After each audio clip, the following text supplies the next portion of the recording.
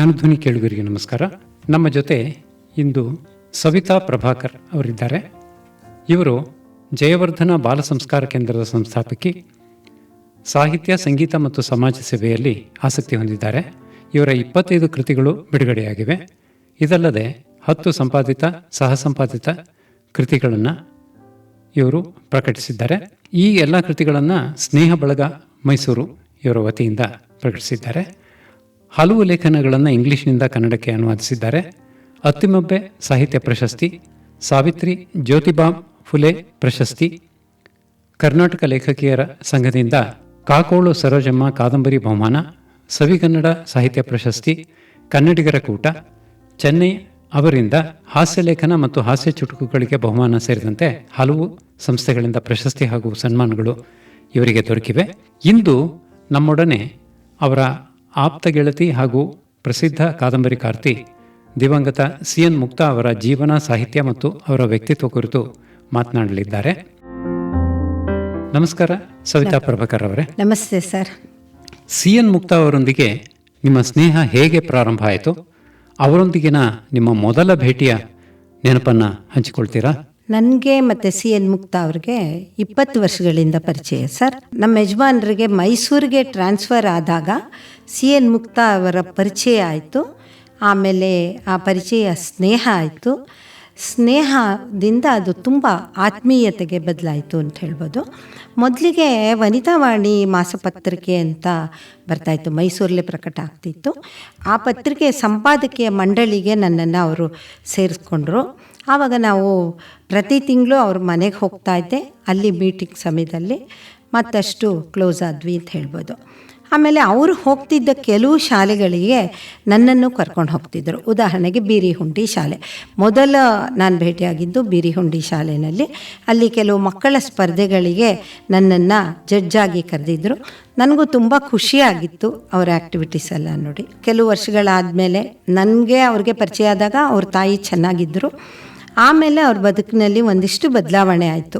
ಅವ್ರ ತಾಯಿ ಅನಾರೋಗ್ಯ ಕಾರಣದಿಂದ ಅವರು ವಾಲಂಟ್ರಿ ರಿಟೈರ್ಮೆಂಟ್ ತಗೋಬೇಕಾಯಿತು. ಅವ್ರ ತಾಯಿನೂ ಕೆಲಸದಲ್ಲಿದ್ದೀರಾ? ಇಲ್ಲ ಸರ್, ಇವರು ನಂಗೆ ಗೊತ್ತಿರೋ ಹಾಗೇನಿಲ್ಲ. ಮುಕ್ತಾ ಅವರು CN ಮುಕ್ತಾ ಅವರು ಟೀಚರ್ ಆಗಿದ್ದರು. ಅವ್ರ ತಾಯಿ ಗೃಹಿಣಿ. ಅವ್ರ ತಾಯಿಯನ್ನು ನೋಡ್ಕೊಳ್ಳಿಕ್ಕೆ ಇವರು ವಾಲಂಟರಿ ರಿಟೈರ್ಮೆಂಟ್ ತಗೊಂಡ್ರು. ಹಾಂ, ಅಲ್ಲ, ಮೊದಲೆಲ್ಲ ಶಾಲೆಗೆ ಹೋಗ್ತಿದ್ದಾರಲ್ಲ, ಅವ್ರ ತಾಯಿ ಅನಾರೋಗ್ಯವಾದಾಗ ಅವ್ರಿಗೆ ಸಹಾಯಕ್ಕೋಸ್ಕರ ಅವರು ವಾಲಂಟ್ರಿ ರಿಟೈರ್ಮೆಂಟ್ ತೊಗೊಂಡ್ರು. ಆದರೂ ಅವ್ರ ತಾಯಿ ಉಳಿಲಿಲ್ಲ, ಅವ್ರ ತಾಯಿ ತೀರ್ಕೊಂಡ್ರು. ಆ ಸಮಯದಲ್ಲಿ ಬದುಕಿನ ಖಾಲಿತನ ತುಂಬಿಕೊಳ್ಳೋದಕ್ಕಾಗಿ ಅವರು 2 ಪ್ರಬಂಧ ಸಂಕಲನ ಮಾಡಿದ್ರು. ಅದು ಬದುಕಿನ ಮಜಲುಗಳು ಅಂತ. ಅದರಲ್ಲಿ ಪೂರ್ತಿ ಅವರ ಅನುಭವಗಳೇ. ಅಲ್ಲಿ ನಮ್ಮ ಸ್ನೇಹಿತೆಯರು ಇರ್ಬೋದು, ಮತ್ತೆ ಇರ್ಬೋದು, ಎಲ್ಲರನ್ನೂ ಸೇರಿಸಿ ಅದನ್ನು ಮಾಡಿರೋದು. ಆಮೇಲೆ ಅವ್ರದ್ದು ಈ ಪುಸ್ತಕ ಪ್ರಕಟಣೆ ಆದಮೇಲೆ ಮತ್ತು ಅವ್ರದ್ದು ಬಹುಶಃ ಒಂಟಿತನ ಕಾಡ್ತಿತ್ತು ಅನಿಸುತ್ತೆ. ತಾಯಿನೂ ಕಳ್ಕೊಂಡಿದ್ದರಲ್ವ.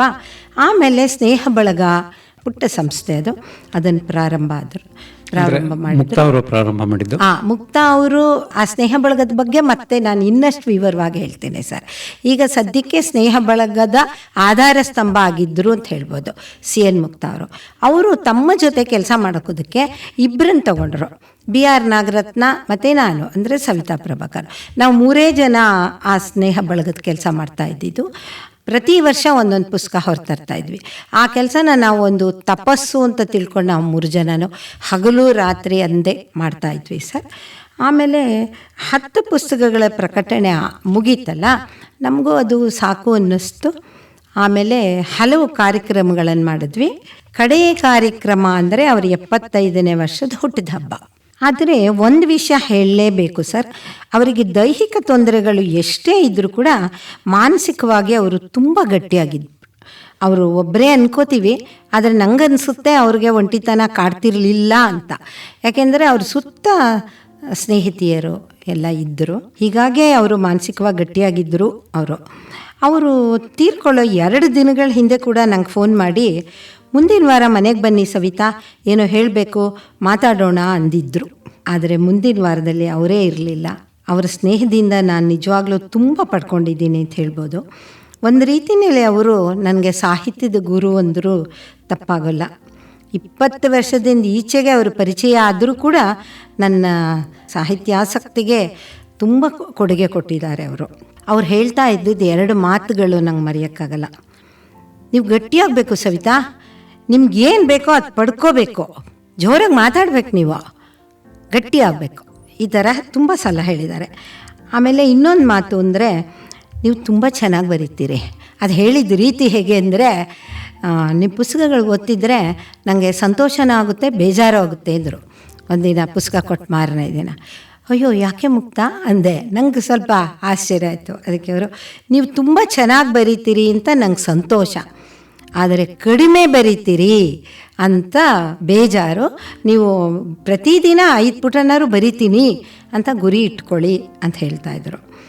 ಆಮೇಲೆ ನಾನು ಜಯವರ್ಧನ ಬಾಲ ಸಂಸ್ಕಾರ ಕೇಂದ್ರ ಮೈಸೂರಲ್ಲಿ ಮಾಡ್ತಾಯಿದ್ದೀನಿ. ಅದ್ರ ಬಗ್ಗೆ ಕೂಡ ಮತ್ತು ನನ್ನ ಸಮ್ಮರ್ ಕ್ಯಾಂಪ್ ಬಗ್ಗೆ ಕೂಡ ತುಂಬ ಅಪಾರ ಆಸಕ್ತಿ ಇತ್ತು ಅವ್ರಿಗೆ. ಅವ್ರು ಹೇಳ್ತಾಯಿದ್ರು, ನಾನಲ್ಲಿ ಕನ್ನಡ ಪುಸ್ತಕಗಳನ್ನು ಕೊಡ್ತಾಯಿದ್ದೆ.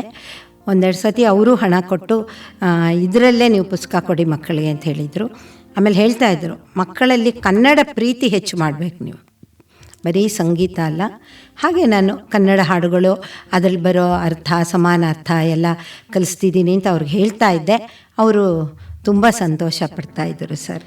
ಅವರು ಯಾವಾಗ ಬರೀಲಿಕ್ಕೆ ಶುರು ಮಾಡಿದರು? ಯಾವ ವಯಸ್ಸಿನಲ್ಲಿ? ನನಗೆ ತುಂಬ ಹಿಂದಿಂದ ಗೊತ್ತಿಲ್ಲ ಸರ್, ಯಾಕೆಂದರೆ ನನಗೆ 20 ವರ್ಷದ ಪರಿಚಯ. ನಿಮಗೆ ಪರಿಚಯ ಆಗೋದ್ರೊಳಗೇನೆ ಅವರು ತುಂಬ ಬರೀತಿದ್ರು, ತುಂಬ ಪ್ರಖ್ಯಾತ ಲೇಖಕಿ. ನಿಜ ಹೇಳಬೇಕು ಅಂದರೆ ನನಗೆ ಅವ್ರ ಪರಿಚಯ ಆಗಿದ್ದು ನನ್ನ ಪುಣ್ಯ ಅಂದ್ಕೊಂಡೆ. ಯಾಕೆಂದರೆ ಮೈಸೂರಿಗೆ ಬಂದು ಹೊಸದು, ಇಂಥ ಮಹಾನ್ ಲೇಖಕಿ ನನಗೆ ಪರಿಚಯ ಇದ್ದರಲ್ಲ ಅಂತ. ಮತ್ತು ಅವರ ಸರಳತೆ ನನಗೆ ತುಂಬ ಆಕರ್ಷಿಸ್ತು. ತುಂಬ ಸಿಂಪಲ್ ಆಗಿದ್ದರು. ಅದು ನನಗೆ ಅವರು ಮಹಾನ್ ಲೇಖಕಿ ಅಂತ ನಾವು ಹೆದರ್ಕೊಂಡು ಅವ್ರ ಹತ್ರ ಹೋಗಲಿಲ್ಲ. ಹೋದಾಗ ಒಂಚೂರು ಹೆದರ್ಕಿತ್ತೇನೋ. ಆಮೇಲೆ ಅವರು ನಮ್ಮ ಮನೆಗೂ ಬರ್ತಾಯಿದ್ರು, ಅವ್ರ ಕೈಲಾಗುವವರೆಗೂ ನಮ್ಮ ಮನೆಗೂ ಎಷ್ಟೋ ಸಲ ನವರಾತ್ರಿ ಗೊಂಬೆ ಹಬ್ಬದಲ್ಲಿ ಇರ್ಬೋದು, ಬೇರೆ ಸಮಯದಲ್ಲಿ ಬರ್ತಿದ್ರು. ನಾನಂತೂ ತುಂಬ ಹೋಗ್ತಿದ್ದೆ ಸರ್. ಈ ಕಾದಂಬರಿಗಳ ವಸ್ತುಗಳನ್ನು ಅವರು ಹೇಗೆ ಆಯ್ಕೆ ಮಾಡ್ಕೊಳ್ತಾ ಇದ್ದರು? ಸುತ್ತಮುತ್ತ ನೋಡಿದಂಥ ಜೀವನದಿಂದನ ಅವರ ಬದುಕು ಬರಹದ ಬಗ್ಗೆ ಏನಾದರೂ ಇನ್ನಷ್ಟು ಹೇಳ್ತೀರಾ? ನನಗೆ ಅವ್ರ ಬದುಕು ಬರಹದ ಬಗ್ಗೆ ವಿವರವಾಗಿ ಹೇಳ್ತೀನಿ. ಸಾಮಾನ್ಯವಾಗಿ ಎಲ್ಲ ಲೇಖಕಿಯರು ನಮ್ಮ ಪರಿಸರವನ್ನು ನೋಡ್ತಾ ಇರ್ತೀವಿ, ಗಮನಿಸ್ತಾ ಇರ್ತೀವಿ ಅಲ್ವಾ? ಹಾಗಾಗಿ ಅದರಿಂದನೇ ಅವರು ತಗೊಳ್ತಾ ಇದ್ರು. ಅವ್ರ ಘಟನೆಗಳು ಬಂಧುಗಳಲ್ಲಿ ನಡೆದಿರ್ಬೋದು, ಮಿತ್ರರಲ್ಲಿ ನಡೆದಿರ್ಬೋದು. ಅವ್ರು ಶಾಲಾ ಉಪಾಧ್ಯಾಯಿನಿ ಅಲ್ವಾ? ಹಾಗಾಗಿ ಅಲ್ಲೂ ಕೂಡ ಅವ್ರಿಗೆ ತುಂಬ ಅನುಭವ ಸಿಗ್ತಾ ಇತ್ತು ಅಂತ ಅನ್ಕೋತೀನಿ. ಆದರೆ ಅವರು ಇಂಗ್ಲೀಷ್ ಟೀಚರ್ ಆಗಿದ್ದರು. ಇಂಗ್ಲೀಷ್ ಟೀಚರ್ ಆಗಿ ಕನ್ನಡದಲ್ಲಿ ಲೇಖನಿ ಓಡಿಸಿದ್ದು ಹೇಗೆ? ಅವರು ತುಂಬ ಓದ್ತಾ ಇದ್ರು. ಆಮೇಲೆ ನಮಗೂ ಹೇಳ್ತಾ ಇದ್ರು. ಅಲ್ಲಿನ ಪ್ರಭಾವ ಏನಾದರೂ ಇದೆಯಾ? ಇಂಗ್ಲೀಷ್ ಸಾಹಿತ್ಯದ ಪ್ರಭಾವ? ಅದು ನನಗೆ ಯಾವುದೂ ಅವರು ಅನುವಾದ ಆ ಥರ ಏನು ಮಾಡಿಲ್ಲ. ಬಟ್ ನಾನು ಮಾಡಿದ್ದೀನಿ ಅನುವಾದ ಅಂದಾಗೆಲ್ಲ ಅವರು ಸಂತೋಷ ಪಟ್ಟಿದ್ದಿದೆ. ಇಂಗ್ಲೀಷೆಲ್ಲ ಅವ್ರಿಗೆ ಚೆನ್ನಾಗಿ ಭಾಷೆ ಹಿಡ್ತಾ ಇತ್ತು. ಆದರೆ ಅವರು ಕನ್ನಡ ಕಾದಂಬರಿಗಳನ್ನು ಬರೆದಿದ್ದಾರೆ. ಅವರು ಅನುಭವಿಸಿದಂತಹ ಸವಾಲುಗಳು ಅಥವಾ ಪ್ರಮುಖ ಸಾಧನೆಯ ಕ್ಷಣಗಳಿಗೆ ನೀವು ಸಾಕ್ಷಿಯಾಗಿದ್ದೀರಾ? ನನಗೆ ಪರಿಚಯ ಆದಮೇಲೆ ಅದೇ ಹೇಳಿದ್ನಲ್ಲ, ಸ್ವಲ್ಪ ದಿನ ಅವರಿಗೆ ಅವ್ರ ತಾಯಿ ಕಳ್ಕೊಂಡಾಗ ನೋವಿತ್ತು. ಆವಾಗಲೇ ಅದು ಬದುಕಿನ ಮಜಲುಗಳು ಬರೆದಿದ್ದು. ಆಮೇಲೆ ಅವರ ಅಕ್ಕ ಪದ್ಮಜಾ ಸುಂದರೇಶ್ ಅಂತ ಕೇಳಿರ್ಬೋದು, ಅವರು ರೈಟರ್. ಅವರ ಒಬ್ಬನೇ ಮಗ ತೀರ್ಕೊಂಡ್ಬಿಡ್ತಾರೆ. ಇವರಿಗೆ ತುಂಬ ಪ್ರೀತಿ ಪಾತ್ರ. ಇವರು ಅವಿವಾಹಿತರು. ಹೀಗಾಗಿ ಅವರ ಅಕ್ಕನ ಮಕ್ಕಳಾಗ್ಬೋದು, ತಂಗಿ ತಮ್ಮನ ಮಕ್ಕಳೆಲ್ಲ ತಮ್ಮ ಮಕ್ಕಳು ಅಂತಲೇ ತಿಳ್ಕೊಂಡಿದ್ರು. ಆ ಹುಡುಗ ವಿಶು ಹೋಗ್ಬಿಟ್ಟಾಗ ಇವರು ತುಂಬ ನೊಂದ್ಕೊಂಡಿದ್ರು. ಸ್ವಲ್ಪ ದಿನ ನನಗೆ ಗೊತ್ತಿರೋಂಗೆ ನಿಲ್ಲಿಸಿದ್ರು. ಆಮೇಲೆ ಮತ್ತೆ ಪ್ರಾರಂಭ ಆಯಿತು. ಅವರು ಪ್ರಖ್ಯಾತ ಸಾಹಿತಿಗಳ ಕುಟುಂಬದಿಂದನೇ ಬಂದವರು. ಆ ಬಗ್ಗೆ ಏನಾದರೂ ಹೇಳ್ತೀರಾ? ಅಂದರೆ ಅವರ ಬಂಧುಗಳೆಲ್ಲ ಕೆಲವರು? ಹೌದು, ನವರತ್ನ ರಾಮರಾವು ಅವರೆಲ್ಲ ಅವ್ರಿಗೆ ಬಂಧುಗಳೇ. ತಾರಾಸು ಅವರೆಲ್ಲ ಅವ್ರಿಗೆ, ನವರತ್ನ ರಾಮ ಬಳಗ, ಉಷಾ ನವರತ್ನ ರಾಮು ಅವರೆಲ್ಲ ಆತ್ಮೀಯರು ಅಥವಾ ಬಂಧುಗಳು. ಅವ್ರಿಗೆ ಬಂಧುಗಳೇ ಆಗಿದ್ದರು. ಮನೆ ಮಾತು ಕನ್ನಡ, ಮನೆ ಮಾತು ಕನ್ನಡನೇ ಆಗಿತ್ತು. ಅಲ್ಲ, ತಾರಾಸು ಅಂತಂದ್ರಲ್ಲ, ಅವ್ರ ಮನೆ ಮಾತು ಅಲ್ಲ, ಅಂದರೆ ಅವ್ರ ಬಂಧು ಅಲ್ಲೇ ಇರ್ಬೋದು. ಅವರ ಆತ್ಮೀಯರು, ಅವ್ರ ತಂದೆಗೆ ಆತ್ಮೀಯರಾಗಿದ್ದರು. ಹಾಗಾಗಿ ಅವರ ಜೊತೆಯಲ್ಲಿ ಕಳೆದಂಥ ಕ್ಷಣಗಳಲ್ಲಿ ನಿಮಗೆ ಅತ್ಯಂತ ಪ್ರಿಯವಾದ ಅಥವಾ ಮರೆಯಲಾಗದ ನೆನಪು ಯಾವುದಾದ್ರು? ನಿಜ ಹೇಳಬೇಕು ಅಂದರೆ ನಾ ಹೋದಾಗೆಲ್ಲ ಅವ್ರ ಮೇಲೆ ಗಂಟೆಗಟ್ಟಲೆ ಇರ್ತಿದ್ದೆ. ಅವ್ರಿಗೂ ಕಳ್ಸೋಕ್ಕೆ ಇಷ್ಟ ಆಗ್ತಿರ್ಲಿಲ್ಲ, ನನಗೂ ಬರೋಕ್ಕೆ ಇಷ್ಟ ಆಗ್ತಿರಲಿಲ್ಲ. ಹೀಗಾಗಿ ಅವ್ರ ಜೊತೆ ಕಳೆದ ಸಮಯ ಎಲ್ಲವೂ ನನಗೆ ಸವಿ ನೆನಪುಗಳೇ. ಜೊತೆಗೆ ನಮ್ಮ ಸ್ನೇಹ ಬಳಗದ ಕಾರ್ಯಕ್ರಮ ಮಾಡ್ತಿದ್ವಲ್ಲ, ಅದನ್ನು ಅವಾಗಲೂ ಅಷ್ಟೇ ನಾವು ತುಂಬ ಉತ್ಸಾಹದಿಂದ ಭಾಗಿಯಾಗ್ತಿದ್ವಿ ಸರ್. ಸ್ನೇಹ ಬಳಗದ ಕಾರ್ಯಕ್ರಮ ಅಂದರೆ ನಮ್ಮನೇದೇ ಒಂದು ಮದುವೆ ಮುಂಜಿ ನಾಮಕರಣದಲ್ಲಿ ನಾವು ಹೇಗೆ ಸಿದ್ಧವಾಗ್ತಿದ್ವಿ ಹಾಗೆ ಸಿದ್ಧ ಆಗ್ತಿದೆ. ಕಾರ್ಯಕ್ರಮದ ನಿರೂಪಣೆಯನ್ನು ಹೆಚ್ಚಿನ ಅಂಶ ನನಗೆ ಕೊಡ್ತಾಯಿದ್ರು. ಆಮೇಲೆ ಅವ್ರಿಗೆ ತೋರಿಸ್ತಾ ಇದ್ದೆ ಹೀಗೆ ಮಾಡ್ತೀನಿ ಅಂತ. ಮುಗಿದ ಮೇಲೆ ಸರಿಯಾಗಿ ಬಂತ ಅಂತಿದ್ದೆ. ಯಾವಾಗಲೂ ಮೆಚ್ಚುಗೆ ಕಳಿಸ್ತಿದ್ರು. ಸ್ನೇಹ ಬಳಗದಲ್ಲಿ ಏನೇನು ಕಾರ್ಯಕ್ರಮ ಮಾಡ್ತಾಯಿದ್ರಿ? ಪುಸ್ತಕ ಪಬ್ಲಿಷ್ ಮಾಡೋದು ಬಿಡಿ, ಆಮೇಲೆ ಸ್ನೇಹ ಬಳಗದ ಬಗ್ಗೆ ಹೇಳಬೇಕಾದ್ರೆ ಸ್ವಲ್ಪ ವಿವರವಾಗಿ ಹೇಳಬೇಕಾಗತ್ತೆ. ಕನ್ನಡ ಲೇಖಕಿಯರನ್ನು ಸಾಧ್ಯವಾದಷ್ಟು ಓದುಗರಿಗೆ ಪರಿಚಯಿಸಬೇಕು ಅನ್ನೋ ಸದುದ್ದೇಶದಿಂದಲೇ ಸ್ಥಾಪನೆಯಾದದ್ದು ನಮ್ಮ ಸ್ನೇಹ ಬಳಗ.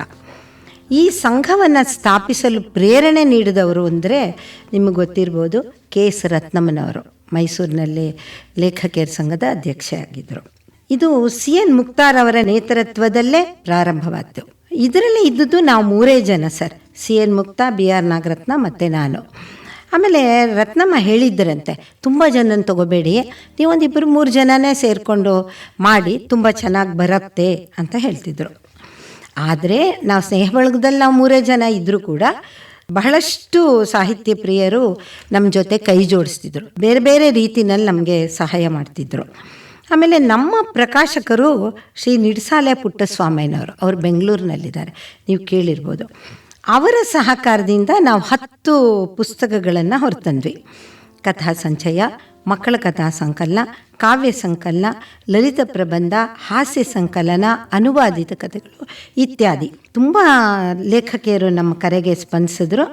ನಮ್ಮ ಸ್ನೇಹ ಬಳಗ ಬಹುಶಃ 300 ಲೇಖಕಿಯರನ್ನು ಪರಿಚಯಿಸಿದ್ದೀವಿ ಸರ್. ಇದೊಂದು ದೊಡ್ಡ ಹೆಮ್ಮೆ. ಬರೀ ಕರ್ನಾಟಕ ಅಂತಲ್ಲ, ದುಬೈಯಿಂದ ಕಳಿಸಿದ್ರು, ಚೆನ್ನೈಯಿಂದ ಕಳಿಸಿದ್ರು ಲೇಖಕಿಯರು. ಅವರೆಲ್ಲ ಇವತ್ತಿಗೂ ನನ್ನ ಒಟ್ಟಿಗೆ ಸಂಪರ್ಕ ಇಟ್ಕೊಂಡಿದ್ದಾರೆ. ಈ 10 ಪುಸ್ತಕಗಳು ಬಿಡುಗಡೆ ಆದಮೇಲೆ ಕನ್ನಡ ರಾಜ್ಯೋತ್ಸವ, ರಾಮಾಯಣ ಪಾತ್ರಗಳ ಬಗ್ಗೆ, ರಾಮಾಯಣದ ತೆರೆಮರೆಯ ಪಾತ್ರಗಳು ಅಂತ ಮಾಡಿದ್ವಿ, ಅದರ ಬಗ್ಗೆ ಚರ್ಚೆ, ಮಂಕುತಿಮ್ಮನ ಕಗ್ಗದ ಬಗ್ಗೆ ವ್ಯಾಖ್ಯಾನ, ಡುಂಡಿರಾಜವರ ನಗೆ ಹಬ್ಬ, ಆಮೇಲೆ TN ಸೀತಾರಾಮ್ ಅವ್ರ ಜೊತೆ ಸಂವಾದ, ಶ್ರೀನಿವಾಸ ಪ್ರಭು ಅವ್ರ ಜೊತೆ ಸಂವಾದ, ಹೀಗೆ ಬಹಳಷ್ಟು ಕಾರ್ಯಕ್ರಮಗಳನ್ನು ಮಾಡಿದ್ವಿ. ಆದರೆ ಕೊನೆ ಕಾರ್ಯಕ್ರಮ ನಾ ಹಿಂದೆ ಹೇಳಿದಾಗೆ CN ಮುಕ್ತಾರ್ ಅವರ 75ನೇ ವರ್ಷದ ಹುಟ್ಟಿದ ದಿವಸ ಮಹಿಳೆಯರಿಗಾಗಿ ಗ್ರಾಮೀಣ ಆಟಗಳಾದ ಚೌಕಾಬಾರ, ಅಳುಗುಳಿ ಮಣೆ, ಪಗಡೆ ಆಟ ಇಂಥ ಸ್ಪರ್ಧೆಗಳನ್ನೆಲ್ಲ ಇಟ್ಟಿದ್ವಿ. ಆ ದಿನ ಅಳುಗುಳಿ ಮಣೆ, ಚೆನ್ನಮಣೆ ಒಂದೇನಾ? ಎರಡೂ ಒಂದೇ. ಕೆಲವರು ಅಳುಗುಳಿ ಮಣೆ ಅಂತಾರೆ, ಕೆಲವರು ಚೆನ್ನಮಣೆ ಅಂತಾರೆ. ಅದಕ್ಕೆ ತುಂಬ ಮಹಿಳೆಯರು ತುಂಬ ಉತ್ಸಾಹದಿಂದ ಭಾಗವಹಿಸಿದರು. ಆಮೇಲೆ ರಸಪ್ರಶ್ನೆ ಕಾರ್ಯಕ್ರಮ ನಡೆಸಿದ್ವಿ. ಅದೇ ಕೊನೆಯ ಕಾರ್ಯಕ್ರಮ ಸರ್. ಆಮೇಲೆ ಕೆಲವೇ ದಿನಗಳಲ್ಲಿ ಸ್ನೇಹ ಬಳಗದ ಆಧಾರ ಸ್ತಂಭ ಅಂತ ಮತ್ತೆ ಮತ್ತೆ ಹೇಳೋಕ್ಕೆ ಇಷ್ಟಪಡ್ತೀನಿ, CN ಮುಕ್ತಾರ್ ಅವರು ನಮ್ಮನ್ನೆಲ್ಲ ಬಿಟ್ಟು ಹೋಗಿದ್ದು ತುಂಬ ನೋವಿನ ವಿಷಯ. ಇದು ನಮ್ಮ ಸ್ನೇಹ ಬಳಗದ ಕಿರುಪರಿಚಯ. ಇನ್ನು ಮುಂದುವರಿಸ್ಕೊಂಡು ಹೋಗಬೇಕು ಅಂತಿದ್ದೀರಾ? ಸದ್ಯಕ್ಕೆ ಏನೂ ಆಲೋಚನೆ ಇಲ್ಲ. ಯಾಕೆಂದರೆ ನಮಗೆ ತುಂಬ ಖಾಲಿತನ ಉಳ್ಕೊಂಬಿಟ್ಟಿದೆ. CN ಮುಕ್ತಾ ಇಲ್ಲದೆ ಸ್ನೇಹ ಬಳಗ ಇರುತ್ತಾ? ಕಲ್ಪಿಸ್ಕೊಳ್ಳೋಕ್ಕೂ ಸಾಧ್ಯ ಇಲ್ಲ ಸರ್. ಆದರೆ ತುಂಬ ಜನ ಕೇಳ್ತಾ ಇದ್ದಾರೆ ನಡೆಸ್ಕೊಂಡು ಹೋಗಿ ಅಂತ. ಅವರ ಕೃತಿಗಳ ಬಗ್ಗೆನೇ ನೀವು ಕಾರ್ಯಕ್ರಮಗಳನ್ನು ಮಾಡಬಹುದು. ಯಾಕೆಂದರೆ ಸಾಮಾನ್ಯವಾಗಿ ಏನಾಗುತ್ತೆ ಅಂತಂದರೆ, ಯಾರೋ ಲೇಖಕಿ ತೀರ್ಕೊಂಡ್ಮೇಲೆ ಅವರ ಕೃತಿಗಳನ್ನು ಮರುಮುದ್ರಣ ಮಾಡೋದು ಮುಂತಾದವೆಲ್ಲ ಸ್ವಲ್ಪ ಹಿಂದೆ ಬೀಳ್ತಾ ಹೋಗುತ್ತೆ. ಕ್ರಮೇಣ ಅದು ಮಾಸಿ ಹೋಗುತ್ತೆ. ಅದರ ಬದಲಿ ಅವರು ನಿಜವಾಗ್ಲೂ ನಿಮಗೆ ಅಷ್ಟೊಂದು ಪ್ರಭಾವವನ್ನು ಬೀರಿದ್ದಾರೆ. ನಿಮ್ಮ ಸ್ನೇಹ ಬಳಗದ ಮೂಲಕ ಅವರ ಕೃತಿಗಳನ್ನು ಯುವ ಪೀಳಿಗೆಗೆ ತಲುಪಿಸುವ ನಿಟ್ಟಿನಲ್ಲಿ ಕೆಲವು ಕಾರ್ಯಕ್ರಮಗಳನ್ನು ಈ ವಿಷಯದಲ್ಲಿ ಒಂದು ಹೇಳ್ತೀನಿ. ಅವರ ಕೃತಿಗಳ ಮರುಮುದ್ರಣ ನಮ್ಮ ಪಬ್ಲಿಷರ್ ಆಗಲೇ ಮಾಡ್ತಾ ಇದ್ದಾರೆ ಸರ್. ಆದರೆ ನೀವು ಹೇಳ್ದಾಗೆ ಇನ್ನು ಬೇರೆ ಏನಾದ್ರು ಮಾಡ್ಬೋದಾ ಯೋಚನೆ ಮಾಡೋಣ. ಕೇಳ್ತಾ ಇದ್ದಾರೆ, ಹೇಳ್ತಾ ಇದ್ದಾರೆ. ಸದ್ಯಕ್ಕೇನು ಆಲೋಚಿಸ್ಕೊಂಡಿಲ್ಲ. ಮಾಡೋಣ, ಮುಂದುವರ್ಸೋಣ, ಸರಳವಾಗಾದರೂ ಒಂದು. ಯಾಕೆಂದರೆ ಅವರ ದೊಡ್ಡ ಆಸೆ ಆಗಿತ್ತು, ಸಾಹಿತ್ಯದ ಕಾರ್ಯಕ್ರಮ ನಡೆಸೋದು ಅವರ ದೊಡ್ಡ ಆಸೆ. ಹುಡುಕರು ನಮ್ಮನ್ನ ಕೇಳೋರು, ಇವ್ರನ್ನ ಕರ್ಸಣ್ವಾ ಅವ್ರನ್ನ ಕರ್ಸಣ್ವಾ ಅಂತ ಹೇಳ್ತಿದ್ರು. ಹೀಗಾಗಿ ಆ ನಿಟ್ಟಿನಲ್ಲಿ ಒಮ್ಮೆ ಆಲೋಚಿಸ್ಬೋದು ಅಂತ ಅಂದ್ಕೊಳ್ತೀನಿ. ಆಪ್ತ ಸ್ನೇಹಿತೆಯಾಗಿ ಮುಕ್ತಾ ಅವರ ಜೀವನ ಮತ್ತು ಸಾಹಿತ್ಯದ ಮೂಲಕ ಸಮಾಜಕ್ಕೆ ಏನು ಸಂದೇಶ ದೊಡ್ಡ ಸಿಗ್ತಾ ಇದೆ ಅಂತ ನೀವು ಭಾವಿಸ್ತೀರಾ?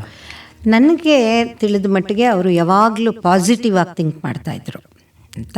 ಹಾಗೆ ಅವರು ಬರವಣಿಗೆನಲ್ಲೂ ಪಾಸಿಟಿವ್ ಆಗೇ ಏನೇ ಕಷ್ಟ ಬಂದರೂ ಅದನ್ನು ಎದುರಿಸುವಂಥ ಗಟ್ಟಿತನ ಬೆಳೆಸ್ಕೋಬೇಕು ಅಂತ ಹೇಳ್ತಾಯಿದ್ರು ಸರ್. ಅವ್ರ ಕೃತಿಗಳಲ್ಲೂ ಹಾಗೆ ನೋಡ್ತೀವಿ ನಾವು. ಅವ್ರು ಯಾವತ್ತೂ ನೆಗೆಟಿವ್ ಆಗಿ ಥಿಂಕ್ ಮಾಡ್ತಾ ಇರಲಿಲ್ಲ. ಹಾಗಾಗಿ ನನಗೆ ಕೂಡ ಆ ಥರ ಯಾವುದೇ ಒಂದು ಕಥಾ ಮುಕ್ತಾಯ ನೆಗೆಟಿವ್ಗಿಂತ ಅವಳೇನೋ ಎಂತಹ ಕಷ್ಟ ಬಂದರೂ ಅವಳು ಏನೋ ಸಾಧಿಸ್ತಾಳೆ ಅಂತ ನನಗೆ ಅನಿಸುತ್ತೆ. ಅವರು ನನಗೂ ಆ ಥರ ಕೆಲವೆಲ್ಲ ಹೇಳಿದ್ದಾರೆ. ಕೆಲವು ವಿಷಯಗಳಂದರೆ ಯಾವತ್ತೂ ನಾನು ಮುಂಚೆ ಹೇಳಿದ್ನಲ್ಲ, ಗಟ್ಟಿ ಆಗಬೇಕು ಅಂತ. ಅದನ್ನು ನಾನು ನನ್ನ ಕಥೆಗಳಲ್ಲಿ ಬರುವ ಪಾತ್ರದ ಮೂಲಕ ಅದನ್ನು ಮಾಡ್ತೀನಿ. ನಾನು ಗಟ್ಟಿಯಾಗೋಕ್ಕೆ ಪ್ರಯತ್ನ ಪಡ್ತೀನಿ. ಜೊತೆಗೆ ನನ್ನ ಕಥಾ ನಾಯಕಿಯರನ್ನು ಕೂಡ ಗಟ್ಟಿ ಮಾಡೋಕ್ಕೆ ಇಷ್ಟಪಡ್ತೀನಿ. ಅವ್ರಿಗೆ ಇನ್ನೂ ಆಪ್ತ ಸ್ನೇಹಿತೆ, ಆಪ್ತವಲಯ ತುಂಬ ಜನ ಇದ್ದಾರೆ. ಆದರೆ ನಾನು ನಂದು ಹೇಳಿದೆ. ಅವ್ರ ಹತ್ರಕ್ಕೆ ಬಂದವ್ರನ್ನೆಲ್ರಿಗೂ ಆಪ್ತರಾಗ್ತಾಯಿದ್ರು. ಆಮೇಲೆ ಅವ್ರಿಗೆ ಎಲ್ರಿಗೂ ಪ್ರೋತ್ಸಾಹ ನೀಡ್ತಾಯಿದ್ರು. ನಾನೊಬ್ಳು ಅಂತಲ್ಲ, ಯಾರೇ ಅವ್ರ ಹತ್ರ ಒಂದೇ ಒಂದು ಕತೆ, ಸಣ್ಣ ಕತೆ ಬರೆದವರು ಹೋದರೂ ಕೂಡ ಕೊಟ್ಟು ಇಟ್ಟುಬಿಟ್ಟು ಹೋಗಿಮ್ಮ, ನಾನು ನೋಡಿ ಹೇಳ್ತೀನಿ ಅಂತ ಹೇಳ್ತಿದ್ರು. ಆಮೇಲೆ ಅದನ್ನು ನೋಡಿ ಈ ಥರ ಬದಲಾಯಿಸಬಹುದು, ಸಾಧ್ಯ ಆದರೆ ನೋಡಿ ಅಂತಲೂ ಹೇಳ್ತಿದ್ರು. ಹಾಗೆ ನನಗೂ ಎಷ್ಟೋ ಸಲ ಹೇಳಿದ್ದಾರೆ. ಹೋದಾಗ ಯಾವಾಗಲಾರು ಒಂದು ಸತಿ ನನ್ನ ಕಥೆ ಕಾದಂಬರಿ ಕೊಟ್ಟಾಗ ಓದಿ, ಸವಿತಾ ನೋಡಿ ಹೀಗೆ ಒಂಚೂರು ಬದಲಾಯಿಸಿದ್ರೆ ಇನ್ನೂ ಉತ್ತಮವಾಗುತ್ತೆ ಅನಿಸುತ್ತೆ. ಆಮೇಲೆ ಇನ್ನೂ ಒಂದು ವಿಷಯ ಹೇಳ್ತೀನಿ ಸರ್. ನನ್ನ ಪರಿಚಯವಾದಾಗ ಅವರು ನನಗೆ ಹೇಳಿದರು, ನೀವು ಮೇಡಮ್ ಅಂತ ಕರಿಬೇಡಿ, ನನ್ನ ಮುಕ್ತ ಅಂತಲೇ ಕರೀರಿ. ಏನೋ ಹೇಳಿದರು, ನೀವು ನನ್ನ ತಂಗಿ ಥರ ಅಂತನೋ, ತಂಗಿ ಏನೋ ಹೇಳಿದರು. ಒಟ್ಟಿನಲ್ಲಿ ನಾನು ಅವ್ರನ್ನ ಯಾವತ್ತೂ ಮೇಡಮ್ ಅಂತ ಕರೆದಿಲ್ಲ, ಮುಕ್ತ ಅಂತಲೇ ಕರಿತಿದ್ದಿದ್ದು. ಅವರು ನನಗೆ ಸೋದರಿ ಥರನೇ ಪ್ರೀತಿ ಕೊಟ್ಟಿದ್ದರು. ಈಗ ಒಂದು ಕಾದಂಬರಿಯ ಬಗ್ಗೆ ನೀವು ಮಾತಾಡಬಹುದು ಅಂಥೇಳಿ ಅನಿಸುತ್ತೆ. ಈ ಅಂತರ್ಗೀತೆ ಕಾದಂಬರಿ ಶ್ರೀಮತಿ CN ಮುಕ್ತಾರವರು 30/4/1951 ಚಿತ್ರದುರ್ಗದಲ್ಲಿ ಜನಿಸಿದರು. ಇವರ ತಂದೆ CB ನರಸಿಂಹಮೂರ್ತಿ, ತಾಯಿ ಕಮಲಮ್ಮ. ಇವರ ಆರಂಭಿಕ ಶಿಕ್ಷಣ HD ಕೋಟೆ ತಾಲೂಕಿನ ಸಂತೆ, ಸರಗೂರು ಮತ್ತು KR ಸಾಗರದಲ್ಲಿ ನಡೆಯಿತು. BA ಪದವಿಯನ್ನು ಮೈಸೂರು ಮಹಾರಾಣಿ ಕಾಲೇಜಿನಲ್ಲಿ ಮತ್ತು ಸರ್ಕಾರಿ B.Ed ಕಾಲೇಜಿನಲ್ಲಿ B.Ed ಪದವಿಯನ್ನು ಪಡೆದು ಪ್ರೌಢಶಾಲಾ ಉಪಾಧ್ಯಾಯಿನಿಯಾಗಿ, ಮುಖ್ಯೋಪಾಧ್ಯಾಯಿನಿಯಾಗಿ 34 ವರ್ಷಗಳ ಸುದೀರ್ಘ ಸೇವೆ ಸಲ್ಲಿಸಿದರು. ಇವರು ಆಡಳಿತಾತ್ಮಕವಾಗಿ ಮತ್ತು ಶೈಕ್ಷಣಿಕವಾಗಿ ಸೈ ಎನಿಸ್ಕೊಂಡವರು. ಇವರ ಮೇಲೆ ಹೆಚ್ಚು ಪ್ರಭಾವ ಬೀರಿದವರು ಅಂದರೆ ಇವರ ತಾಯಿ ಕಮಲಮ್ಮ.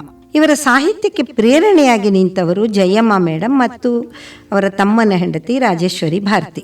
ಇವರ ಅಕ್ಕ ಪದ್ಮಜಾ ಸುಂದರೇಶ್ ರವರ ಅನಿರೀಕ್ಷಿತ ಕಾದಂಬರಿ ಪ್ರಜಾಮತ ಪತ್ರಿಕೆಯಲ್ಲಿ ಪ್ರಕಟವಾದಾಗ ನಾನು ಯಾಕೆ ಕಾದಂಬರಿ ಬರಿಬಾರದು ಅನಿಸ್ತಂತೆ. ಆಗ ಬರೆದ ಮೊದಲ ಕಾದಂಬರಿಯೇ ಆಶ್ರಯ. ಶ್ರೀ ಮಾನಾಮೂರ್ತಿಯವರು ಈ ಕಾದಂಬರಿಯನ್ನು ಮೆಚ್ಚಿ ಪ್ರಕಟಿಸ್ತಾರೆ. ಇದರಿಂದ ಮುಕ್ತಾರವರ ಆತ್ಮವಿಶ್ವಾಸ ತುಂಬ ಹೆಚ್ಚುತ್ತೆ. ಮುಕ್ತಾರವರು 80 ಕಾದಂಬರಿ, 11 ಕಥಾ ಸಂಕಲನ, 2 ಪ್ರಬಂಧ ಸಂಕಲನ ಹಾಗೂ ಸ್ನೇಹ ಬಳಗದ ಸ್ನೇಹಿತೆಯರೊಂದಿಗೆ ಸೇರಿ ಪ್ರಕಟಿಸಿದ ಪುಸ್ತಕಗಳು 10. ಒಟ್ಟು 100ಕ್ಕೂ ಹೆಚ್ಚು ಕೃತಿಗಳು ಇವರ ಲೇಖನಿಯಿಂದ ಮೂಡಿಬಂದಿವೆ. ಇವರ ಕಥೆ, ಕಾದಂಬರಿ ಲೇಖನಗಳು ಸುಧಾ, ತರಂಗ, ವನಿತಾ, ಮಂಗಳ, ಕರ್ಮವೀರ, ಮಲ್ಲಿಗೆ, ಮಂಜುವಾಣಿ ಮುಂತಾದ ಪತ್ರಿಕೆಗಳಲ್ಲಿ ಬೆಳಕು ಕಂಡಿವೆ. ಇವರ ವಿಮುಕ್ತೆ ಕಾದಂಬರಿ ದೋಣಿ ಸಾಗಲಿ ಎಂಬ ಹೆಸರಿನಲ್ಲಿ ಮತ್ತು ಮೇಘಬಂಧಾರ ಕಾದಂಬರಿ ಮಿಸ್ ಕ್ಯಾಲಿಫೋರ್ನಿಯಾ ಎಂಬ ಹೆಸರಿನಲ್ಲಿ ಚಲನಚಿತ್ರಗಳಾಗಿವೆ.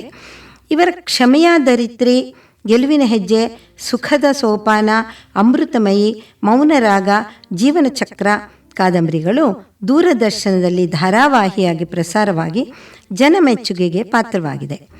ಪಾಲು, ಮುಖವಾಡ, ಸೆಳೆತ, ತಾಯಿ ಕರುಳು ಇವುಗಳು ಕಿರುಚಿತ್ರಗಳಾಗಿ ದೂರದರ್ಶನದಲ್ಲಿ ಪ್ರಸಾರವಾಗಿ ಜನಮೆಚ್ಚುಗೆ ಪಡ್ಕೊಂಡಿದೆ. ಶ್ರೀಮತಿ CN ಮುಕ್ತಾ ಅವರು ಆರ್ಯಭಟ ಪ್ರಶಸ್ತಿ, ಅತ್ತಿಮಬ್ಬೆ ಪ್ರಶಸ್ತಿ, ತ್ರಿವೇಣಿ ಪ್ರಶಸ್ತಿ, ಬನಶಂಕರಿ ಪ್ರಶಸ್ತಿ, ಶಾಂತಾದೇವಿ ಕಣವಿ ಕಥಾ ಪ್ರಶಸ್ತಿ ಮತ್ತು ಕರ್ನಾಟಕ ಸರ್ಕಾರ ಚಲನಚಿತ್ರ ರಂಗದಿಂದ ರಾಜ್ಯ ಪ್ರಶಸ್ತಿಗೆ ಭಾಜನರಾಗಿದ್ದಾರೆ. ಈಗ CN ಮುಕ್ತಾ ಅವರ ಒಂದು ಕಾದಂಬರಿಯ ಬಗ್ಗೆ ನಾನು ವಿಷಯ ಹೇಳ್ತೀನಿ. ಕಥೆ ಅಥವಾ ಕಾದಂಬರಿಗಳಲ್ಲಿ ಮುಖ್ಯವಾಗಿ ಇರಬೇಕಾದದ್ದು ಅವುಗಳನ್ನು ನಿರೂಪಿಸುವಲ್ಲಿನ ಸರಳತೆ ಮತ್ತು ಸತ್ವಯುತ ಕಥಾವಸ್ತು. ಶ್ರೀಮತಿ CN ಮುಕ್ತಾರವರ ಪ್ರತಿಯೊಂದು ಕಥೆ ಅಥವಾ ಕಾದಂಬರಿಯಲ್ಲಿ ಈ ಅಂಶಗಳು ಹಾಸುಹೊಕ್ಕಾಗಿರುವುದರಿಂದಲೇ ಅವರ ಎಲ್ಲ ಕಥೆಗಳು ಓದುಗರ ಮನ ಮುಟ್ಟುತ್ತದೆ ಅಂತ ಹೇಳ್ಬೋದು. ನಾನೀಗ 2002ರಲ್ಲಿ ಪ್ರಕಟವಾಗಿರೋ ಅವರ ಅಂತರ್ಗೀತೆ ಅನ್ನೋ ಕಾದಂಬರಿಯನ್ನು ಸಂಕ್ಷಿಪ್ತವಾಗಿ ಪರಿಚಯಿಸ್ತೀನಿ. ಈ ಕಾದಂಬರಿ ಮನೋವೈಜ್ಞಾನಿಕ ಕಥಾವಸ್ತುವನ್ನು ಹೊಂದಿರೋದ್ರಿಂದ ನನಗೆ ಈ ಕಾದಂಬರಿ ತುಂಬ ಮೆಚ್ಚುಗೆ ಆಗಿದೆ ಅಂತ ಹೇಳ್ಬೋದು. ಮತ್ತು ಇಲ್ಲಿನ ಕಥಾವಸ್ತು ಪ್ರಸ್ತುತ ಸಮಾಜದಲ್ಲಿ ನಡೆಯುವ ಘಟನೆಗಳಿಗೆ ಕೈಗನ್ನಡಿ ಹಿಡಿದಂತಿದೆ ಅನ್ಕೋಬೋದು. ಇದನ್ನು ಬರೆದು 20 ವರ್ಷಗಳ ಮೇಲಾಗಿದೆ ನಿಜ, ಆದರೆ ಹೆಣ್ಣಿನ ಮೇಲೆ ನಡೆಯೋ ದೌರ್ಜನ್ಯ ಮಾತ್ರ ಇಂದಿಗೂ ಏನೇನೂ ಕಡಿಮೆ ಆಗಿಲ್ಲ ಅನ್ನೋದು ಮಾಧ್ಯಮಗಳ ಮೂಲಕ ನಮಗೆ ಗೊತ್ತಾಗ್ತಾನೇ ಇದೆ. ಅಂದಹಾಗೆ ಮನೋವಿಜ್ಞಾನ ಅವರಿಗೆ ತುಂಬ ಆಸಕ್ತಿಯ ವಿಷಯ ಸರ್. ಅವರು ಮನೋನಂದನ ಅನ್ನೋ ಕಾದಂಬರಿ ಬರೆದಾಗ ಅದರ ಹಸ್ತಪ್ರತಿಯನ್ನು ನನಗೂ ಕೊಟ್ಟಿದ್ದರು ಓದೋದಕ್ಕೆ. ಇದೀಗ ಕಥಾ ಸಾರಾಂಶವನ್ನು ಚಿಕ್ಕದಾಗಿ ನಿಮ್ಮೆದುರು ಇಡ್ತೀನಿ. ಕಥಾನಾಯಕ ಡಾಕ್ಟರ್ ಅವಿನಾಶ್ ಮತ್ತು ಕಥಾನಾಯಕಿ ಅನಿತಾ ಮೈಲಾಪುರಕ್ಕೆ ಪ್ರಯಾಣ ಮಾಡೋ ಸಂದರ್ಭದಿಂದಲೇ ಕಾದಂಬರಿ ಆರಂಭ ಆಗುತ್ತೆ. ಇವರಿಬ್ಬರನ್ನು ಪರಿಸ್ಥಿತಿಯ ಕೈಗೊಂಬೆಗಳು ಅನ್ನಬಹುದು. ಡಾಕ್ಟರ್ ಅವಿನಾಶ್ ಅನಿತಾಳನ್ನು ತುಂಬ ಪ್ರಾಮಾಣಿಕವಾಗಿ ಪ್ರೀತಿಸ್ತಾ ಇದ್ದರೂ ಕೂಡ ಸದ್ಯಕ್ಕೆ ಮನೇಲಿ ಹೇಳೋಕ್ಕಾಗ್ತಾ ಇರಲಿಲ್ಲ.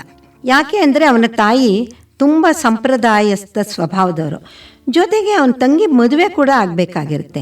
ಹೀಗಾಗಿ ಅನಿತಾಳನ್ನು ಒಪ್ಕೊಳ್ಳೋದು ಮನೆಯಲ್ಲಿ ಕಷ್ಟ ಅಂತ ಅವನಿಗೆ ಗೊತ್ತಿರುತ್ತೆ. ಆದ್ದರಿಂದ ಸದ್ಯಕ್ಕೆ ಅವಳನ್ನು ತನ್ನ ಬಂಧು ನಡೆಸ್ತಾ ಇರೋ ಆಶ್ರಮದಲ್ಲಿ ಅಂದರೆ ಮೈಲಾಪುರದಲ್ಲಿ ಬಿಡೋ ನಿರ್ಧಾರ ತಗೋತಾನೆ. ಇನ್ನು ಅನಿತಾ ಅನಾಥೆ, ಬೋರ್ಡಿಂಗ್ನಲ್ಲಿ ಬೆಳೆದಿರ್ತಾಳೆ. ಅವಳ ಸಾಕು ತಾಯಿ ಸಿಸ್ಟರ್ ಮೇರಿಗೆ ಅವಳನ್ನು ನನ್ ಮಾಡುವ ಅಭಿಲಾಷೆ. ಆದರೆ ಅನಿತಾಗೆ ನನ್ನಾಗೋಕ್ಕೆ ಇಷ್ಟ ಇರಲ್ಲ.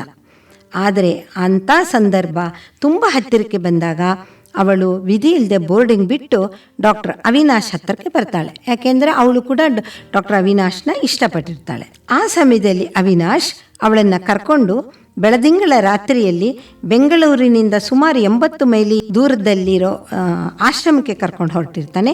ಇದೇ ಕಥೆಯ ಆರಂಭ ಅವರಿಬ್ಬರ ಪ್ರಯಾಣದಿಂದ. ಆಶ್ರಮದಲ್ಲಿ ಅನಿತಾಳನ್ನು ಬಿಟ್ಟ ಅವಿನಾಶ್ ಮೈಸೂರಿಗೆ ಹೋಗ್ತಾನೆ. ಮೈಸೂರು ಅವನ ಸ್ಥಳ. ಅನಿತಾ ಆಶ್ರಮದ ಬದುಕಿಗೆ ಹೊಂದಿಕೊಳ್ತಾಳೆ. ಆಶ್ರಮದಲ್ಲಿದ್ದ ಅಡಿಗೆ ಗೌರಮ್ಮ ಅವಳಿಗೆ ತುಂಬ ಹತ್ತಿರವಾಗ್ತಾಳೆ, ಆತ್ಮೀಯಳಾಗ್ತಾಳೆ. ಸ್ವಲ್ಪ ದಿನ ಆದಮೇಲೆ ಅವಿನಾಶ್ ಆಶ್ರಮಕ್ಕೆ ಬರ್ತಾನೆ. ಬಂದು ಅನಿತಾನ ಸರಳವಾಗಿ ಮದುವೆಯಾಗಿ ಅವಳನ್ನು ಮತ್ತೆ ಆಶ್ರಮದಲ್ಲೇ ಬಿಟ್ಟು ಮೈಸೂರಿಗೆ ಹೋಗ್ತಾನೆ. ಮೊದಲಿಗೆ ಅನಿತಾಳಿಗೆ ಆಶ್ರಮದ ಪರಿಸರ ತುಂಬ ಮೆಚ್ಚುಗೆ ಆಗುತ್ತೆ. ಅಲ್ಲಿದ್ದ ಪ್ರಾರ್ಥನಾ ಮಂದಿರ, ಲೈಬ್ರರಿ, ಸ್ವಾಮೀಜಿಯ ಉಪನ್ಯಾಸ ಎಲ್ಲ ಕೂಡ ತುಂಬ ಇಷ್ಟ ಆಗುತ್ತೆ. ಆದರೆ ದಿನಗಳು ಕಳೀತಾ ಇದ್ದ ಹಾಗೆ ಸ್ವಾಮಿಯ ಒಂದೊಂದೇ ಮುಖದ ಪರಿಚಯ ಆಗುತ್ತೆ ಅವಳಿಗೆ. ಅವನೊಬ್ಬ ಗೋಮುಖ ವ್ಯಾಘ್ರ ಅನ್ನೋದು ಅರ್ಥ ಆಗುತ್ತೆ. ಅವನು ಹೆಣ್ಣು ಮಕ್ಕಳ ಮೇಲೆ ನಡೆಸ್ತಿದ್ದ ದೌರ್ಜನ್ಯ ಕಂಡು ಅಸಹ್ಯ ಕೂಡ ಆಗುತ್ತೆ. ಅಷ್ಟೇ ಅಲ್ಲದೆ ಆಶ್ರಮದಲ್ಲಿದ್ದ ಅಪರ್ಣ ಅನ್ನೋ ಹುಡುಗಿನ ಮದುವೆ ಆಗ್ತೀನಿ ಅಂತ ನಂಬಿಸ್ಬಿಡ್ತಾನೆ. ಆಮೇಲೆ ಅವಳನ್ನು ಮದುವೆ ಆಗಲ್ಲ ಅಂತ ಹೇಳಿ ಹಾಳು ಮಾಡಿದ ಮೇಲೆ ಅವಳನ್ನು ನೀರಿಗೆ ತಳ್ಳಿ ಸಾಯಿಸ್ಬಿಡ್ತಾನೆ. ನಂಬಿಸ್ತಾನೆ, ಆಮೇಲೆ ಮೋಸ ಮಾಡಿ ಅವಳನ್ನು ನೀರಿಗೆ ತಳ್ಳಿ ಸಾಯಿಸ್ಬಿಡ್ತಾನೆ. ಆ ಸಮಯದ ಅವಳು ಸ್ವಾಮೀಜಿ ನೀರಿಗೆ ತಳ್ಳೋ ಘಟನೆಯನ್ನು ಅನಿತಾ ನೋಡಿಬಿಟ್ಟು ಗಾಬರಿಯಿಂದ ಕಿರ್ಚ್ಕೊಂಡ್ಬಿಡ್ತಾಳೆ. ಈ ವಿಷಯ, ತಾನು ನೀರಿಗೆ ತಳ್ಳಿದ ವಿಷಯ ಗೊತ್ತಾಯಿತು ಅನಿತಾಗೆ ಅನ್ನೋದು ಸ್ವಾಮಿಗೆ ಗೊತ್ತಾಗುತ್ತೆ. ಆಮೇಲೆ ಅವಳನ್ನೂ ಬಿಡಲ್ಲ, ಅವಳ ಮೇಲೂ ಅತ್ಯಾಚಾರ ಮಾಡ್ತಾಳೆ. ಅವಳು ಮದುವೆ ಆಗಿರೋ ಹುಡುಗಿ, ತನ್ನ ಬಂಧುವಿನ ಹೆಂಡತಿ, ಆದರೂ ಅವಳನ್ನು ಬಿಡಲ್ಲ ಆ ಸ್ವಾಮಿ. ಈ ಕಡೆ ಅವಿನಾಶ್ ತಂಗಿ ಮದುವೆ ಆಗುತ್ತೆ. ಆಮೇಲೆ ಅವನ ತಾಯಿ ಅನಾರೋಗ್ಯದಿಂದ ತೀರ್ಕೋತಾರೆ. ಕೊಂಚ ದಿನವಾದಮೇಲೆ ಅವಿನಾಶ್ಗೆ ಕಾರು ಅಪಘಾತ ಆಗುತ್ತೆ. ಹೀಗಾಗಿ ಅವನಿಗೆ ಅನಿತಾಳನ್ನು ನೋಡೋಣ ಬರೋದಕ್ಕೆ ಸಾಧ್ಯ ಆಗಲ್ಲ. ಆದರೆ ಅವನು ಸುಮ್ಮನೆ ಇರಲಿಲ್ಲ. ಈ ವಿಷಯವನ್ನು ಅವಿನಾಶ್ ಅನಿತಾಗೆ ಪತ್ರ ಬರೆದು ತಿಳಿಸಿರ್ತಾನೆ. ಆದರೆ ಆ ದುಷ್ಟ ಸ್ವಾಮೀಜಿ, ಆಶ್ರಮದಲ್ಲಿದ್ದ ದುಷ್ಟ ಸ್ವಾಮೀಜಿ ಅವಳಿಗೆ ಆ ಪತ್ರ ತಲುಪಿಸೋದೇ ಇಲ್ಲ. ಹೀಗಾಗಿ ಪಾಪ ಅನಿತಾಗೆ ಯಾವುದೇ ವಿಷಯ ತಿಳಿಯೋದೇ ಇಲ್ಲ. ಈ ಕಡೆ ಸ್ವಾಮಿಯ ಕಿರುಕುಳ, ಆ ಕಡೆ ಗಂಡನಿಂದ ಯಾವುದೇ ಸುದ್ದಿ ಇಲ್ಲ. ಇದೆಲ್ಲದರಿಂದ ಅನಿತಾ ಮನೋರೋಗಿ ಆಗ್ಬಿಡ್ತಾಳೆ. ರಾತ್ರಿ ಹೊತ್ತು ಸ್ನಾನ ಮಾಡೋದು, ಮಾಂಗಲ್ಯ ತೆಗೆದಿಡೋದು, ಆಶ್ರಮದ ತೋಟಕ್ಕೆ ಹೋಗಿ ಅಲ್ಲಿದ್ದ ನೀರಿನೊಳಗೆ ಕೈ ಹಾಕಿ ಏನೋ ಹುಡುಕಾಡೋದು. ಹೀಗೆ ಕೊನೆಗೆ ಅನಿತಾಳ ಈ ಕಷ್ಟನ ನೋಡ್ತಿದ್ದ ಗೌರಮ್ಮ ತುಂಬ ಕಷ್ಟಪಟ್ಟು ಅವಳನ್ನು ಡಾಕ್ಟರ್ ಅವಿನಾಶ್ ಹತ್ರ ತಲುಪಿಸ್ತಾರೆ. ಹೇಗೋ ಮಾಡಿ ತಲುಪಿಸ್ತಾರೆ. ಗಂಡನ ಮನೆ ತಲುಪಿದ ಮೇಲೆ ಅನಿತಾಳ ವಿಚಿತ್ರ ವರ್ತನೆಗಳನ್ನು ಕಂಡ ಇವಳ ನಾದಿನಿ ಅಂದರೆ ಅವಿನಾಶನ ತಂಗಿ ಮಧುರಾಗೆ ತುಂಬ ಬೇಜಾರಾಗುತ್ತೆ, ಇವಳು ವಿಚಿತ್ರ ನಡವಳಿಕೆ ನೋಡಿ. ಆದರೆ ಅವಳ ಗಂಡ ಗಿರಿಧರ ಅನಿತಾಳಿಗೆ ಏನೋ ಸಮಸ್ಯೆ ಇದೆ ಅನ್ನೋದನ್ನು ಅರ್ಥ ಮಾಡಿಕೊಂಡು ತುಂಬ ಕಾಳಜಿಯಿಂದ ಅವಳನ್ನು ಮನಃಶಾಸ್ತ್ರಜ್ಞರಾದ ಡಾಕ್ಟರ್ ಚಂದ್ರಮೌಳಿ ಹತ್ರ ಕರ್ಕೊಂಡು ಹೋಗ್ತಾನೆ. ಡಾಕ್ಟರ್ ಚಂದ್ರಮೌಳಿ ಕೂಡ ತುಂಬ ಕಾಳಜಿಯಿಂದ ಅನಿತಾನ ತಮ್ಮ ಮಗಳ ಥರ ಕಂಡು ಉಪಚರಿಸುತ್ತಾರೆ. ಅವರದ್ದು ಅಂತರ್ಧರ್ಮೀಯ ವಿವಾಹ. ಅವರ ಕುಟುಂಬದವರು ಎಲ್ಲರೂ ಕೂಡ ತುಂಬ ಸಹಕರಿಸ್ತಾರೆ. ಡಾಕ್ಟರ್ ಚಂದ್ರಮೌಳಿ ಅವರ ಪ್ರಯತ್ನ ಸಫಲ ಆಗುತ್ತೆ. ಅನಿತಾ ಚೇತರಿಸ್ಕೋತಾಳೆ. ಇಲ್ಲಿ ಸ್ವಾಮಿಯ ಆಶ್ರಮಕ್ಕೆ ಅಡಿಗೆ ಗೌರಮ್ಮನ ಮೊಮ್ಮಗಳು ಸರೆಯು ಅಂತ ಅವಳು ಬರ್ತಾಳೆ. ಈ ಕಪಟ ಸ್ವಾಮಿ ಅವಳನ್ನೂ ಬಿಡೋಲ್ಲ, ಆ ಮುಗ್ಧ ಹುಡುಗಿ ಮೇಲೂ ಅತ್ಯಾಚಾರ ಮಾಡ್ತಾನೆ. ಇದು ಗೊತ್ತಾಗಿ ಗೌರಮ್ಮ ಸ್ವಾಮಿಯನ್ನು ಒನಕೆಯಿಂದ ಹೊಡೆದು ಸಾಯಿಸ್ತಾರೆ. ಅವರಿಗೂ ಈ ದುಷ್ಟನ ಮುಖಗಳನ್ನು ನೋಡಿ ಬೇಜಾರಾಗಿರುತ್ತೆ, ಅವಳನ್ನು ಕೊಂದು ಬಿಡ್ತಾರೆ. ಆದರೆ ಅವರ ಮೊಮ್ಮಗಳು ಆ ಸರೆಯು ಆತ್ಮಹತ್ಯೆ ಮಾಡ್ಕೊಂಡ್ಬಿಡ್ತಾಳೆ. ಈ ಕಡೆ ಅನಿತಾಳ ಬದುಕು ಸರಿಯಾದರೂ ಆ ಕಡೆ ಗೌರಮ್ಮನ ಮೊಮ್ಮಗಳು ಸರಿಯೂ ಬದುಕು ನಾಶವಾಗುತ್ತೆ. ಹೀಗಾಗಿ ಅಂತರ್ಗೀತೆ ಕಾದಂಬರಿ ಸುಖಾಂತವೂ ಹೌದು, ದುಃಖಾಂತವೂ ಹೌದು.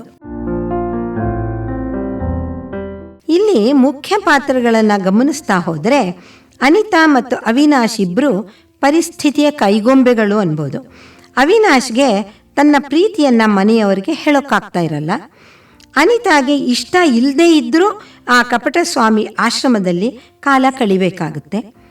ಅವಳ ಸಮಸ್ಯೆ ಮತ್ತು ಅಸಹಾಯಕತನವನ್ನು ಲೇಖಕಿ ಎಳೆ ಎಳೆಯಾಗಿ ಬಿಚ್ಚಿಟ್ಟಿದ್ದಾರೆ. ಇಲ್ಲಿ ಒಂದು ಅನಿಸ್ತು ಅಂದರೆ ನನಗೆ, ಡಾಕ್ಟರ್ ಅವಿನಾಶ್ ಅನಿತಾಳನ್ನು ಹೇಗಾದರೂ ಸಂಪರ್ಕಿಸಬೇಕಾಗಿತ್ತು, ಯಾವ ರೀತಿನಾರು.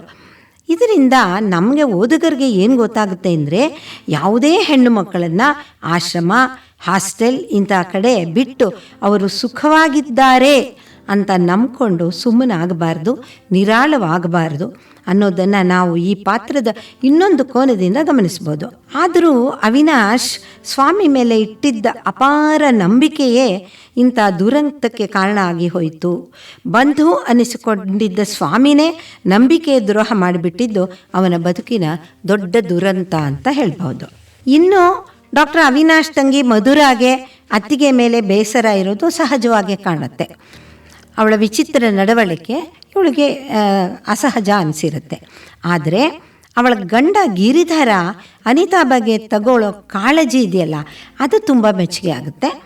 ಇವನು ಸೈಕಾಲಜಿ ಪ್ರೊಫೆಸರ್ ಆಗಿದ್ದಕ್ಕೂ ಸಾರ್ಥಕ. ಅವನು ಸೈಕಾಲಜಿ ಪ್ರೊಫೆಸರ್ ಆಗಿರ್ತಾನೆ. ಇನ್ನು ಆಶ್ರಮದಲ್ಲಿದ್ದ ಅಡಿಗೆ ಗೌರಮ್ಮನದು ನಿಜಕ್ಕೂ ತೊಳಲಾಟದ ಬದುಕು ಅನ್ಬೋದು. ಅಪರಿಚಿತ ಹುಡುಗಿ ಅನಿತಾಳನ್ನು ಕಾಪಾಡೋ ಗೌರಮ್ಮ ತನ್ನ ಸ್ವಂತ ಮೊಮ್ಮಗಳನ್ನೇ ಉಳಿಸಿಕೊಳ್ಳೋಕ್ಕಾಗಲ್ಲ.